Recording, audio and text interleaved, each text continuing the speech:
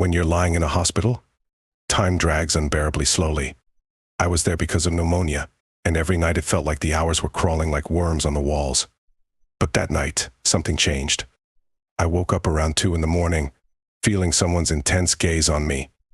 It was as if someone wasn't just looking but staring deep into me, piercing through my skin and bones.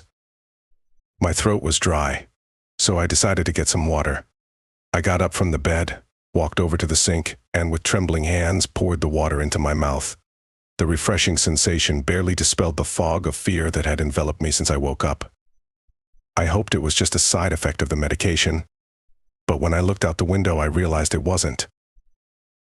The dark night sky, lit only by the dim hospital lights, shrouded the building in the distance. And there, behind the main building, I saw it. At first it was just a shadow, stretched out unnaturally long. I blinked, hoping the figure would disappear, but it remained. Worse yet, it was looking directly at me. The creature was hard to make out in the darkness, but the longer I stared, the more details began to emerge.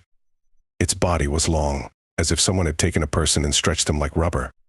It had no eyes, but I could feel its gaze fixed on me. It was as if the darkness itself twisted around it, absorbing the light, leaving only this terrifying figure. I forced myself to step away from the window and return to bed.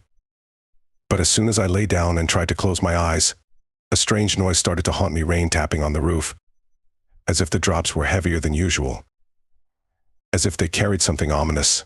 And again, I felt that gaze, like needles piercing the back of my neck. Unable to bear it, I looked out the window again and nearly screamed. The creature was no longer content with the distance between us. It was standing right by the door to my building.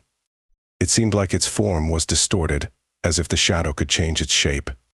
It just stood there, motionless, staring directly at me, even though it didn't seem to have a face.